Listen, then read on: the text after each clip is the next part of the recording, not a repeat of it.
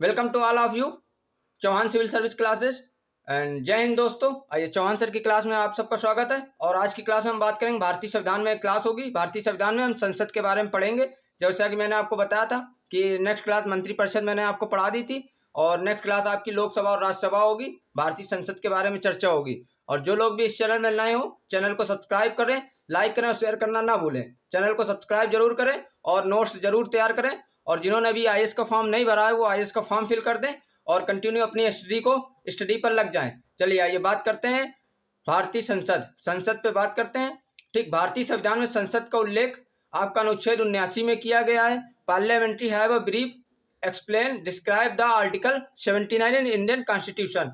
भारतीय संविधान में आपका अनुच्छेद 79 में पार्लियामेंट संसद के बारे में उल्लेख किया गया है। ठीक, भारतीय संविधान संसद के 3 अंग होते हैं, राज्यसभा, राष्ट्रपति, लोकसभा और राष्ट्रपति। राष्ट्रपति, लोकसभा और राज्यसभा से मिलकर संसद बनी है। ठीक, जो संसद है, ये आपकी भारतीय संसद है, वो आपके इंग्लैंड के वेस्टमिंस्टर मॉडल पर आधारित है। इंग्लैंड के वेस्टमिंस्टर मॉडल पर आधारित है।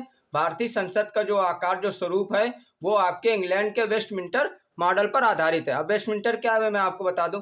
वेस्टमिंस्टर इंग्लैंड के लंदन में स्थित वेस्टमिंस्टर एक जगह है। इंग्लैंड के लंदन में स्थित वेस्टमिंस्टर एक जगह का स्थान का नाम है जहां पर इंग्लैंड की संसद स्थित है। जहां पर इंग्लैंड की संसद स्थित है वो जगह है वेस्टमिंस्टर। उसी जगह के नाम पर इंग्लैंड की संसद या वेस्टमिंस्टर मॉडल पर नाम दिया गया। और वेस्टमिंस्टर मॉडल का जो अर्थ होता है वो होता है संसद का सरकारी स्वरूप।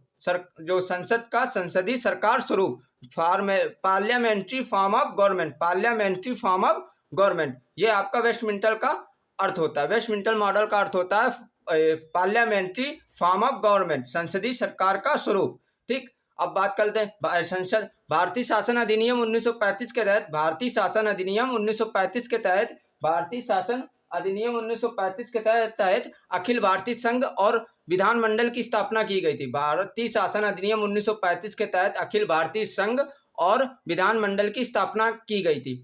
ठीक, उसी में विधानमंडल को आगे आजाद होने के बाद, भारत आजाद होने के बाद उस विधानमंडल का स्वरूप, संसद का स्वरूप उसने ले लिया था। ठीक, और संसद में आपको बता दिया लोकसभा, राज्यसभा और राष्ट्रपति से मिलकर संसद बनती है। अब बात कर लेते हैं राज्यसभा।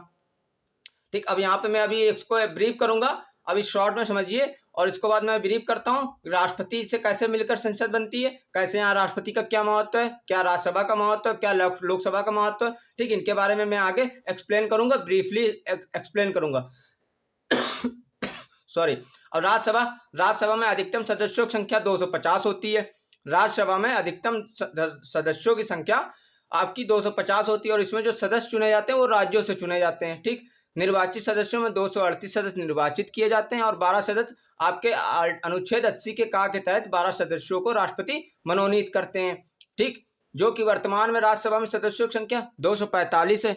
245 है, जिसमें से 233 आपके राज्यों से निर्वाचित होकर आते हैं और 12 सदस्यों को राष्ट्रपति अनुच्छेद 80 के का के तहत मनोनीत करते हैं। ठीक, इसमें 233 जो आपके निर्वाचित होते हैं उसमें से 225 सदस्य आपके राज्यों से होते हैं और 8 सदस्य केंद्र शासित प्रदेश से चुने जाते हैं। अब बात कर लेते हैं लोकसभा। लोकसभा में अधिकतम सदस्यों की संख्या 550 आपके निर्वाचित होते हैं और 202 सदस्य आपके मनोनीत किए जाते हैं। तो टोटल अधिकतम सदस्यों की संख्या 552 होती है। 552 में 550 सदस्य आपके निर्वाचित होते हैं और 2 सदस्य आपके अनुच्छेद 331 के तहत, आर्टिकल 331 के तहत, अंडर 331 के तहत आपके 2 सदस्य राष्ट्रपति द्वारा मनोनीत किए जाते हैं। तो कुल सदस्यों की संख्या लोकसभा में 552 होती है और 550 निर्वाचित होते हैं। 550 जो निर्वाचित होते हैं उसमें से 530 आपके सदस्य राज्यों से चुने जाते हैं, 20 सदस्य आपके केंद्र शासित प्रदेश से चुने जाते हैं और 2 सदस्य अनुच्छेद 331 के तहत राष्ट्रपति 2 सदस्यों को एंग्लो इंडियन समुदाय, आंग्ल भारतीय समुदाय के 2 सदस्यों को राष्ट्रपति अनुच्छेद 331 के तहत मनोनीत करते हैं। और वर्तमान में लोकसभा में सदस्यों की संख्या 543 है।